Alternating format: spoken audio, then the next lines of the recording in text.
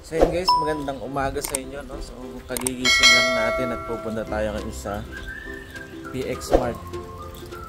So kagabi pa nga lang pala nagsuspend na ang Taichung government na walang pasok ngayon kasi darating nga yung bagyong Kongray dito sa Taiwan. So kagabi pa lang wala pang ulan pero may hangin na. So ganun kaagap ang bansang Taiwan sa pag-suspend ng trabaho, pasok sa trabaho, tsaka pasok sa mga school, sa mga estudyante.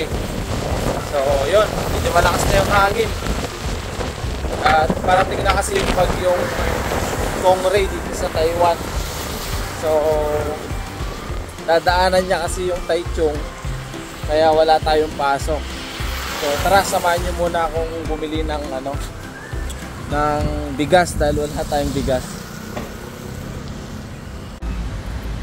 So dito nga pala sa bahay na inuupahan ko guys, merong malapit na PX Mart dito, halos katapat lang niya. Dito lang siya sa may ilalim ng tulay.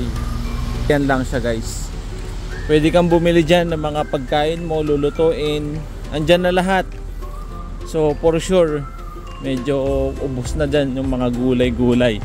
Kasi alam nyo guys, dito sa bansang Taiwan, kapag may mga ganitong calamity or bagyo, nagpapanic buying ang mga Taiwanese.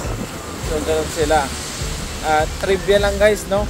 Alam nyo ba ang mga Taiwanese ay mas takot pa sa bagyo kaysa sa lindol na laging nararanasan nila dito sa Taiwan. So lakad lang tayo papunta sa PX Mart. Yes.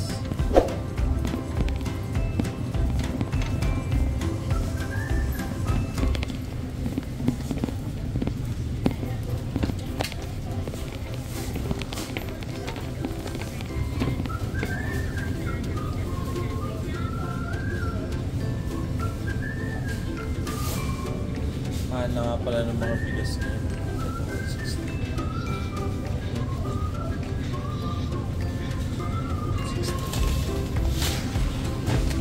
169 NT. So ilang kilo na din to. Tagal-tagal na kainan. So bali ito nga lang naman pala yung pinunta natin dito, bigas. So hanap lang tayo ng ibang makakakain. Parang gusto ko kayo pag yung pala.